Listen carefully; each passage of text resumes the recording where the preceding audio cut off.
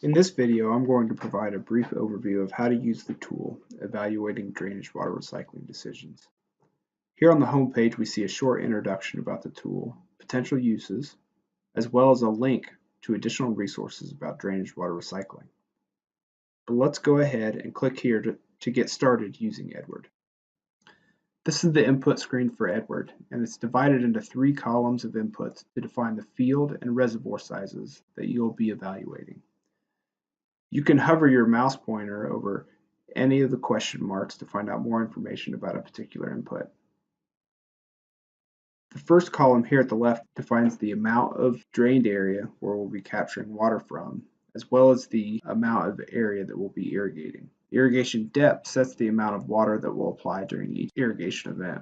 And available water capacity, which is based on soil types within that field, specify how much water we can store within the soil profile. Next, we define a range of reservoir volumes by specifying a smallest or minimum reservoir size, a largest or maximum size, and an increment in acre feet. In this case, we'll evaluate reservoir sizes of 0, 10, 20, 30, and so on. The reservoir depth specifies how deep the water storage reservoir is. Finally, to start our evaluation period with a full reservoir, we want to make sure that the depth of water on the first day is equal to the reservoir depth. Finally, we want to define our crop, in this case corn, and the local daily climate and drain flow.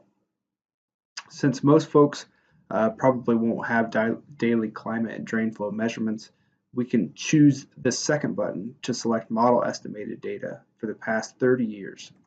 This takes us to a map where we can search by address or simply click on a location and confirm our selection. Now we can click Submit to run the tool.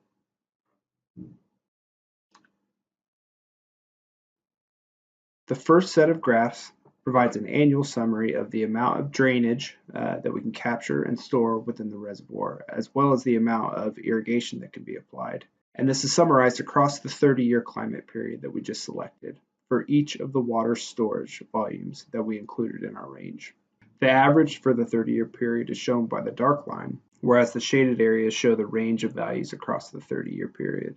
From here, we can begin to identify certain water storage or reservoir volumes that might meet certain irrigation or water quality goals.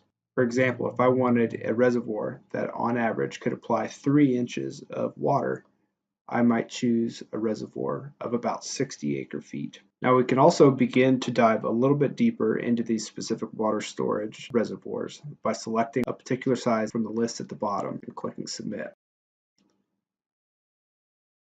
The second set of graphs provides a monthly summary of drainage, reservoir water level, captured drainage, and applied irrigation. Again, this is average across the 30-year climate and drain flow record. So we still see that 30-year average specified by the solid line and a typical range of values specified by the shaded region for each of the months. From here, we can identify periods of high and low drainage, when the reservoir might run dry, when irrigation is at its peak, or in what months we see the highest levels of drainage capture. However, we can still dive a little bit deeper into the results for a given water storage size by selecting a particular year within that 30-year model data, where we can look at monthly patterns. From here, we could select a year of interest. Stars indicate years where irrigation was applied, whereas no star indicates no irrigation was applied during that year. This last set of graphs provided by EDWRD show a monthly summary of drainage, reservoir water level, captured drainage, and applied irrigation for a given water storage size, but this time during a particular year only. This could be useful, especially to see how a reservoir size performs during an unusually wet or dry year.